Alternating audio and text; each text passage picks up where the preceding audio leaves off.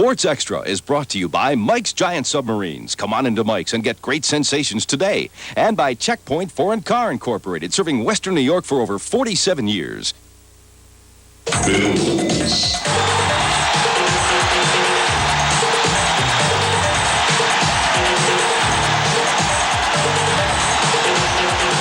Sabres.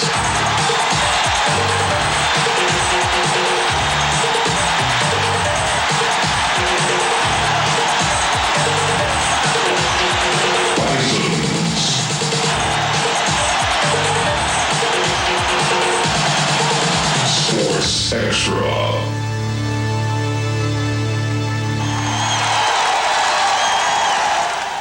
Despite a disappointing preseason and the first non-televised home opener since 1986, Bills fans still packed Rich Stadium on a threatening afternoon to see their team take on the Indianapolis Colts, and even the naysayers were rewarded.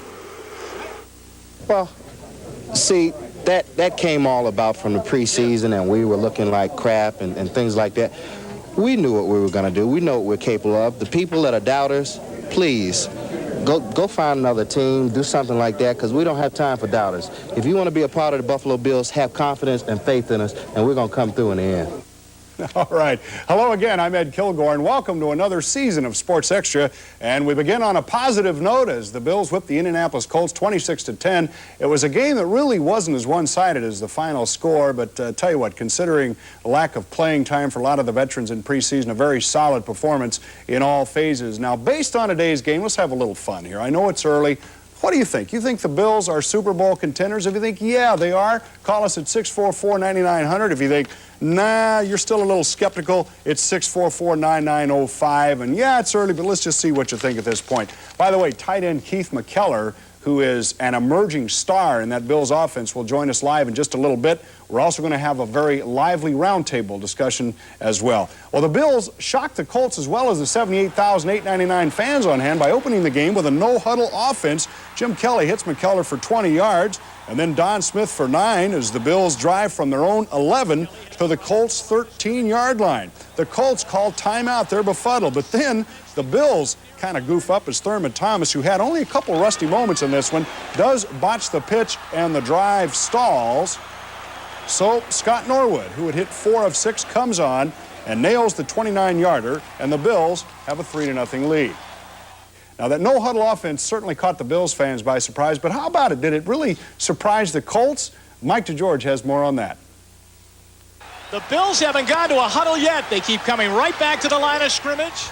The Bills joined a growing trend around the NFL. It's called the no-huddle offense, first used by the Cincinnati Bengals in the late 1980s. Now, what made the no-huddle so effective today was it caught everyone off guard, including the Colts. That caught us by surprise, but I don't think it caught us ill-prepared because we handled that in a speed situation. We played Cincinnati last year, and they handled it there, and we've seen it before. The Bills say they first thought of going to the idea after Jim Kelly had been so effective in last year's playoff game against Cleveland using a hurry-up offense. You get to the line of scrimmage, you wait for a moment, Jim scans the defense, and then he calls the play. And evidently, Kelly called all the right plays in that first drive, going 9 for 9 using 5 different receivers. Something that you haven't seen very much before, but, Ted has confidence in me, has confidence in the receivers that I have and the offensive line, so probably won't be the last time you'll see it, hopefully not. But. And, of course, the most ironic part of the Bills using the no-huddle offense is how Marv Levy protested when the Bengals used it back in the 1988 AFC Championship game. So we'll do it from time to time, but it's not going to be our method of operating all the time.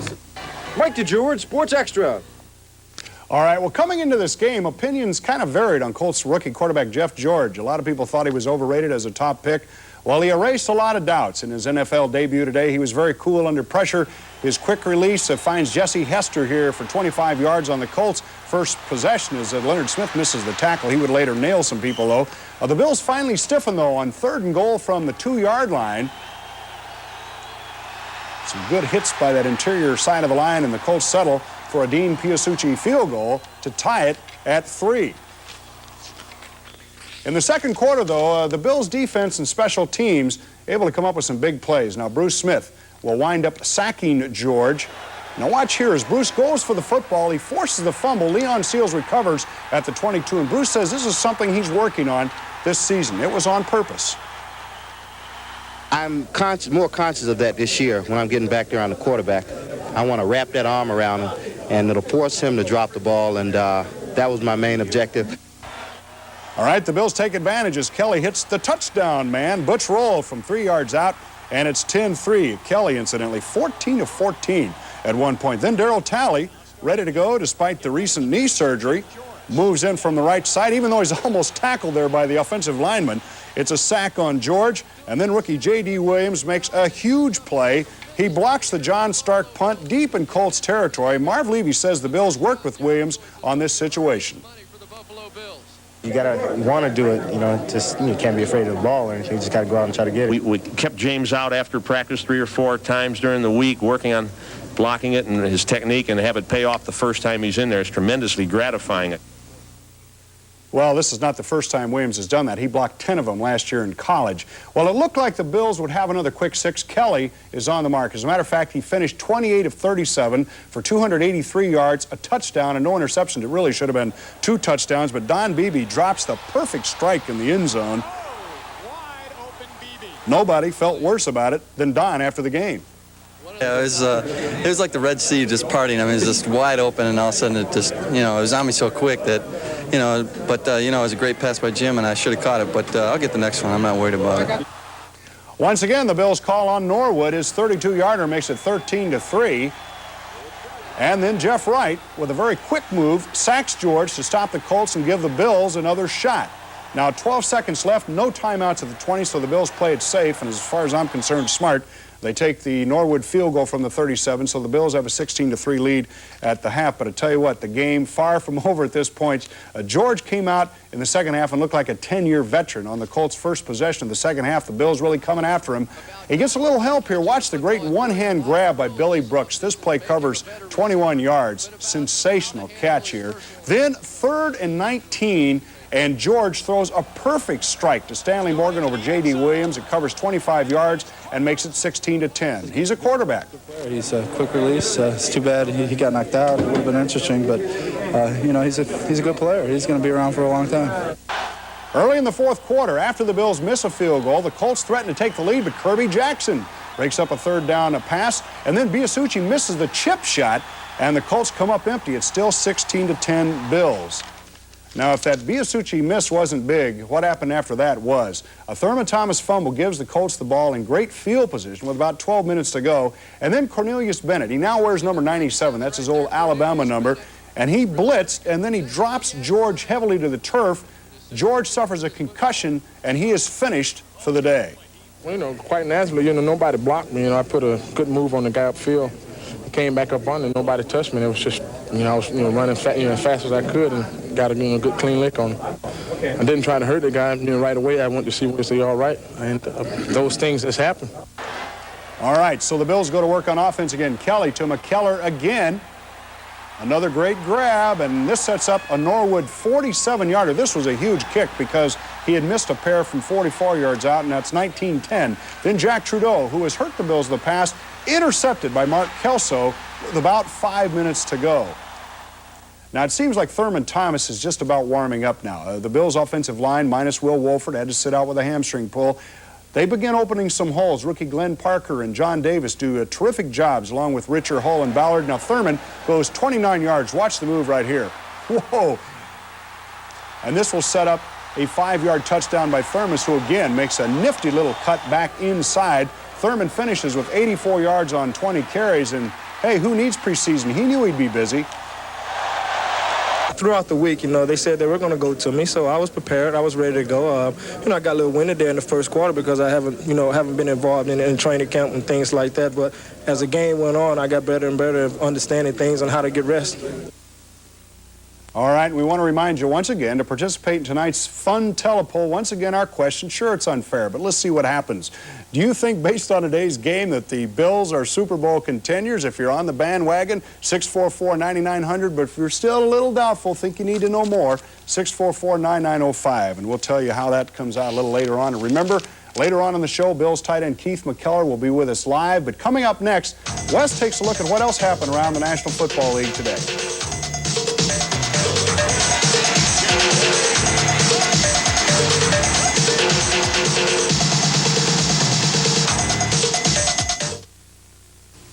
You know, one of the things I like best about Buffalo is Mike's subs. Oh, I grew up on them. They're one of my favorites. And let me tell you, they really do it right. From the fresh quality meats to Mike's special oil, the shredded lettuce. I don't know what it is, but there's just something about a Mike's. Mike's Giant Submarines. 30 delicious subs, hot and cold. Come on into Mike's and get great sensations today. The European Auto Rally, the historic spawning ground for Saabs. But now there's a new Saab, powered by the largest engine Saab ever built. But it's also highly civilized and incredibly spacious, because passionate drivers don't just run races. Sometimes they run errands. The 9000S. We don't make compromises. We make Saabs. Serving Western New York for over 47 years. Meryl Streep. This is not relaxed. This is incredibly upset. Shirley MacLaine. You could be a much bigger star than that Madonna. She hasn't got half your voice. Dennis Quaid. Did anybody ever tell you that you smell like Catalina? Yes, as a matter of fact, just this morning. Postcards from the Edge. Boy, any more people in here, we're going to need a lubricant, huh? A Mike Nichols film. Rated R. Starts Friday at select theaters.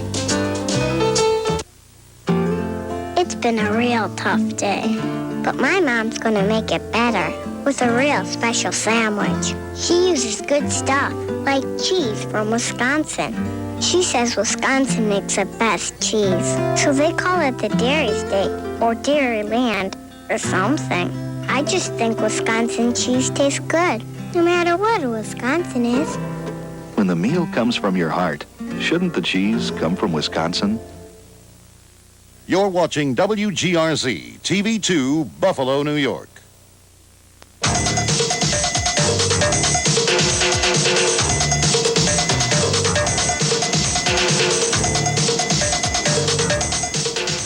All right, the Bills 1-0. Next week travel to Miami, and that should be interesting because the Dolphins pulled one out of the fire today, so they'll be revved up down at Joe Robbie next week. That's right, Ed. I think the Bills probably played the best of any AFC East team today, but then they got this number 13 from Miami to contend with next week, and we're going to start in the AFC East right now with Rod Rust, who made his debut as the head coach of the New England Patriots against the Miami Dolphins in Dan Marino this afternoon. Late in the fourth quarter, Dolphins were down 24-20, and here he is. Marino rolls out and finds Tony Page. This with under 2 minutes to go, 27-24. The Dolphins take the lead. One last chance for the Patriots, though. A 57-yard field goal try by Jason Starofsky, a guy that could not make the Bills roster several years ago. It falls short, and the Dolphins win it 27-24 on the no-good kick. And again, the Bills play at Miami a week from today. Now, the Cincinnati Bengals spoiled the head coaching debut of former assistant coach Bruce Coslett as they came on to beat the Jets this afternoon, fourth quarter. The Jets were ahead 20-17. Ken O'Brien's running the wrong way. In fact, into the end zone where David Fulcher nabs him, and the safety cuts the lead to 20-19, and then Breach hits the 45-yard field goal. He hit one very late to add 3 more, and the Bengals pulled this one out against the Jets 25-20 at Cincinnati this afternoon. Now in Atlanta, there's a new coach, new uniforms, a new attitude, as the Falcons showed it to the Houston Oilers, Jerry Glanville and company. First quarter, Falcons are up 10-0. Moon gets the option, fumbles. Jesse Tuggle recovers. He's going all the way. Or is he going all the way? Yeah, he's going all the way as the Falcons take this one 47-27 over the Oilers in Glanville's debut for Atlanta. Pro football is beginning its 70th year, believe it or not, at Curly Lambeau Field in Green Bay, and that's where the Rams and the Packers got it on this afternoon. Anthony Dilweg starting. This guy, Don Mikowski of Depew, standing the sidelines. Second quarter, the Pack was ahead 10-7. Jim Everett airs it out to Flipper Anderson. Perfectly thrown pass. It's 14-10 now, but Green Bay got the ball back. Anthony Dilweg goes 47 yards to Jeff Query. He threw for 248 and 3 touchdowns. Hello, Don Mikowski. We'll see you probably sometime later. 36-24, though, today, with Dilweg leading the way for the Green Bay Packers. Last year's AFC champs, the Denver Broncos, got beat by the Raiders in Los Angeles today. Howie Long feeling the heat on the sidelines. Elway intended for Vance Johnson. He fumbles, and Terry McDaniel picks it up and scores from 43 yards out. The second defensive touchdown of the day for the Raiders, and they beat Denver 14-9 is the final score at Los Angeles. Now, this might have been the biggest upset of the day as the Kansas City Chiefs stunned the Minnesota Vikings late in the third quarter. The Vikes within field goal range. They are stopped on fourth down is Jerry Burns, and Christian Okoye, who had 92 yards on the ground for the day, plunges it in as the Chiefs win it by a field goal 27-24 over the Minnesota Vikings this afternoon. Now tonight, the New York Giants beat their NFC East arch rivals, the Philadelphia Eagles, 27-20. Cleveland last year on opening day beat Pittsburgh 51-0. At Pittsburgh this afternoon, they could only eke out a 13-3 win at Cleveland, but a win nonetheless. Dallas equaled its win output of all of 1989 with a 17-14 win over the Chargers. It was Tampa Bay sacking Rodney Peete 5 times and beating Detroit 38-21. The Chicago Bears beat Seattle 17-0, and the other shutout in the NFL came at Washington, where the Redskins beat Phoenix 31-0. And tomorrow night, San Francisco plays at New Orleans in a big NFC West matchup. Let's look at baseball. The Toronto Blue Jays pulled within 4.5 games of the Boston Red Sox on Sunday afternoon by beating the White Sox at the Sky Dome. Bottom of the sixth, 3-1 Jays. Greg Myers hits a dinger in the upper deck, and the Jays went on to win this one 6-1 over the White Sox, and again cut Boston's lead to 4.5 games. The Red Sox were losing to Seattle 3-1 at Fenway Park. Oakland beat the Yankees again. What's new? 7-2. Baltimore over California 3-1. The Tribe beat Minnesota 12-9. Detroit shuts out the Brewers 5-0. Texas over the Kansas City Royals 6-5. The New York Mets had a chance but failed to pick up any ground on the Pittsburgh Pirates as they took on the Philadelphia Phillies this afternoon at the Vet in Philadelphia. Top of the sixth, 1-0 Philly. Magadan hits a 2-run homer for the Mets, though that's his 5th of the season, and gives the New Yorkers a 2-1 lead. However, Dickie Thod drilled one down the third baseline in the 7th to score a pair, and the Phillies went on to win it 6-2 over the Mets and keep even with the Pittsburgh Pirates, now 3.5 games ahead of New York. Pittsburgh lost to Montreal 9-5. San Francisco over Houston 5-1. The Dodgers cut Cincinnati's lead to 4.5, 6-4 winners. San Diego over the Atlanta Braves 5-4 and 11. The Cardinals beat the Cubs tonight 9-2 in a score just in from Nashville, where Omaha won the American Association Championship, beating Nashville in Game 5 tonight. 8-7 is the final score. Omaha goes on to play Rochester in the AAA World Series. Men's singles finals at the U.S. Open. Peter Sampras added to his growing legend killer image by handling the flashy Andre Agassi in straight sets, 6-4, 6-3, 6-2. So it was Lendl, McEnroe, and Agassi down the stretch for Peter Sampras. The Sabres will scrimmage again tomorrow from 10 until 1 during training camp sessions out at Saberland. Right winger Rick Vive had just signed his new contract yesterday when he crashed into the boards and injured his left knee. He'll undergo an orthoscopic exam tomorrow to determine the extent of that injury. And Ed, it's too early to get guys like that bungled up in hockey. Well, that's right. I mean, the ink had barely dried on that contract. Wonder if it's guaranteed. I don't know about that. I think Dave Anderchuk's just about ready to sign, and fortunately there's progress with Pierre Turgeon as well. Yeah, they got to get him signed, that's for sure. Well, it seems the Bills tight end Keith McKellar's time has finally come. He received a game ball for his impressive performance this afternoon, and we'll meet Keith next on Sports Extra.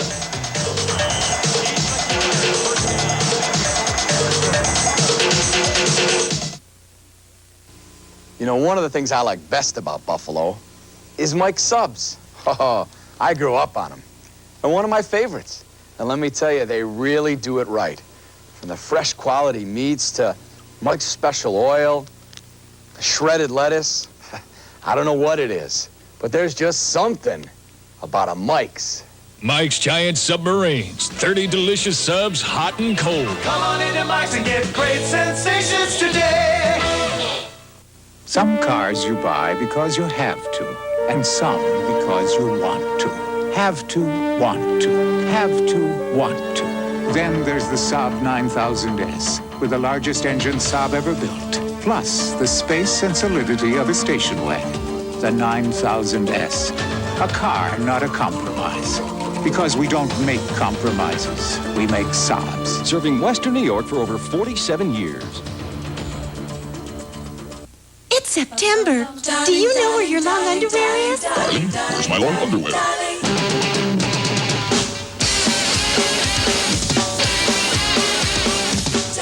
Darling, where's my long underwear?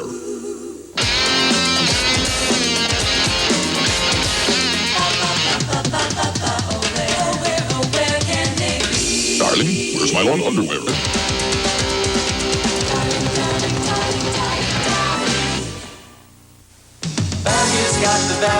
Now, during Super Value Days, Value has their lowest prices of the season on GE Silicone.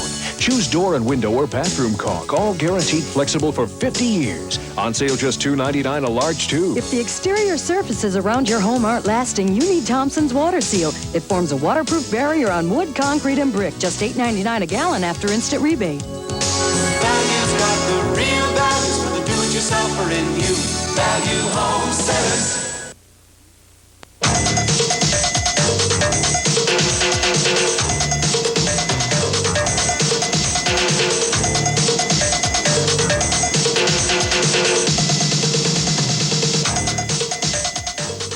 All right, Jim Kelly passed that ball all around today, but one of the guys that he went to the most often and with the most success is the guy right here, Keith McKellar, 7 grabs for 78 yards. And Keith, I know you've had kind of a slow progression here to this stage, but you came out today as if you're serious about this. I mean, I think you want to be the guy, don't you? Yeah, well, that's why I've been working ever since training camp, and we had a good day today, and I'm hoping definitely to be that guy this year. Of course, the Colts stuck it to you a little bit. I guess you've got some sore ribs. You took some shots out there. Yeah, well, I could tell I've been in a football game today for sure. Yeah. Tell me a little bit about, when of course, you were actually more known in college as a basketball player, kind of making a transition. I think the Bills, it was, some would say it was a little bit of a gamble. You were kind of a project. Now, and some of these balls used to, when you get hit, you might not hang on to. Now, that concentration seems to be there. What is the difference in you emerging now as really possibly a premier tight end in the league? Well, I don't know, Ed. I just go out there and I concentrate the best I can, and the ball seems to stick in my hands once they get there. Is it confidence? Is that part of it? Or? Well, that has something to do with it, and by Jim looking for me, you're definitely catching the ball, make him look for you more, for sure. That's an interesting point, because not only do you have to prove to the fans, to the coaches, you have to prove yourself to your quarterback too, don't you? I mean, you want him to take a look for you coming over the middle or wherever you happen to be. Yeah, well, you want him to feel like he can go to you at any part of the game, and it's just a good feeling to know that he might be looking for you doing a particular play. When did you know you were going to that no huddle to start the game? When did they tell the team about that? They let us know early in the week. I think either Wednesday or Thursday. And the first 3 or 4 plays, we knew exactly what they was going to be. And I thought about it a little bit, maybe too much, because I knew the first play of the 1990 season was going to be a pass, and I was going to be the primary receiver, but I think I handled it okay. Yes, you did. But one thing that put a little extra pressure on you, didn't expect to start from your own 11-yard line. Did that make any difference to the coaches? Did they almost change their minds about going to that no huddle? Probably, but by practicing it early in the week, I don't think really, unless we was inside the 10, we was going to still go with what we had planned. Could you see the Colts scrambling around a little bit? They looked, you could probably see some confusion in there on their faces. Yeah, I think we did catch them a little off guard today, and I was like Thurman, kind of gasping for a little air, because I missed quite a bit of training camp with my hip, and it worked out well for us because we moved the ball well. We didn't get but 3 points, but we drove the ball downfield pretty good. What's it like playing against the Colts? I mean, are they a clean team, a dirty team? Do they talk to you out there? Do they try to talk some stuff and intimidate you, or do they just pretty much hit and go about their business?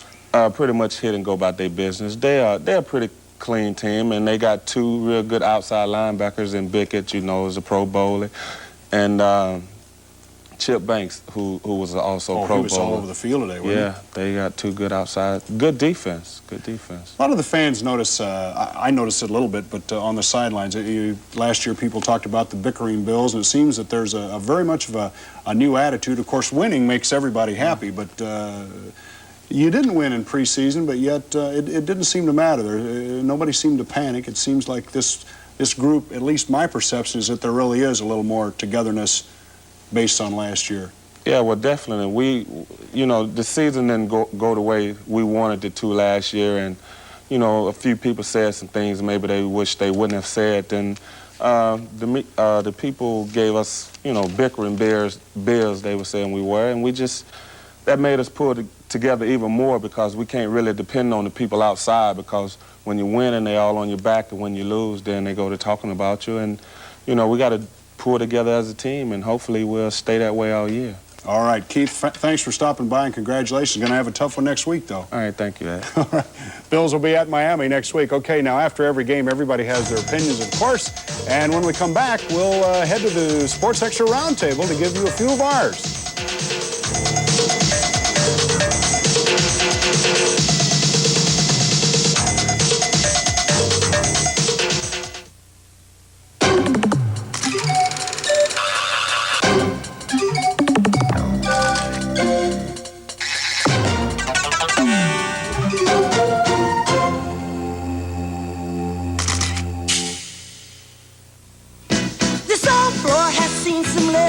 Looking dull since way back when, but with Top Top with ammonia, this old floor will glow again. I don't wanna see that dirt no longer. I don't wanna see that grime no more.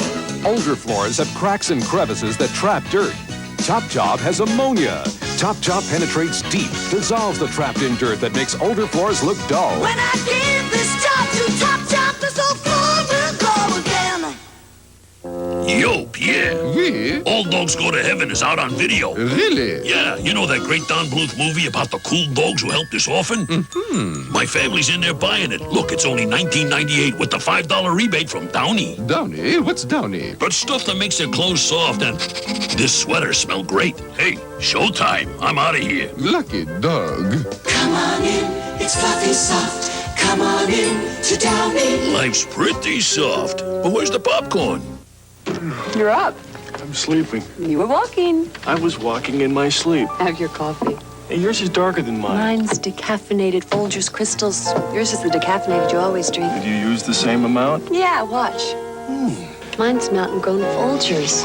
Nice aroma. A sip? Yeah. I thought I was the reason you're always so bright-eyed in the morning. Oh, you are. Decaffeinated Folgers crystals. So dark and rich, shouldn't you switch? Ready to play? Define apothecary.